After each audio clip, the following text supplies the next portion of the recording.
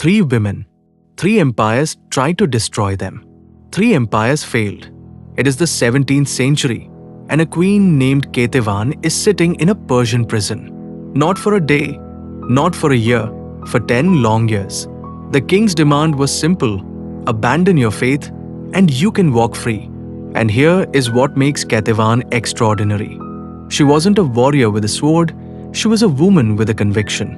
And that turned out to be far more dangerous.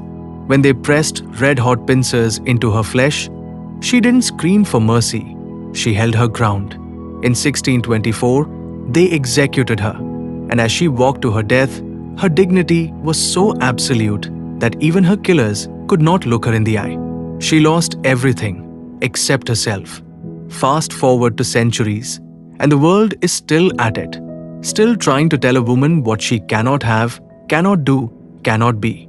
Rani Lakshmi of Jhansi is a young widow, and the British Empire hands her a simple order: surrender your kingdom, go home, be quiet.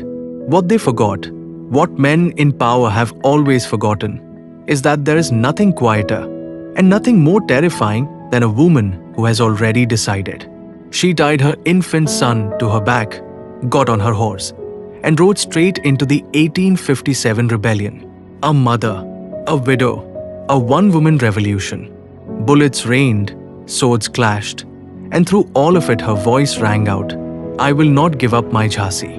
Even the British, in their own records, wrote that she was the bravest of all the rebels. Because when you try to erase a woman and she comes back as a firestorm, there are no other words. And if you think these stories are rare, let me take you further back to 1178 Gujarat, where a young queen named Naika Devi got news that Muhammad Ghori, the man who would go on to conquer Delhi, was marching toward her kingdom with a massive army. The world expected her to flee, to negotiate, to beg. Instead, she rode out to meet him, with her child in her lap, her warriors behind her, and elephants at her flanks. On the battlefield of Kasherda, she did what empires couldn't. She broke him. Ghori turned and ran, defeated not by a greater army, but by a woman who simply refused to be afraid.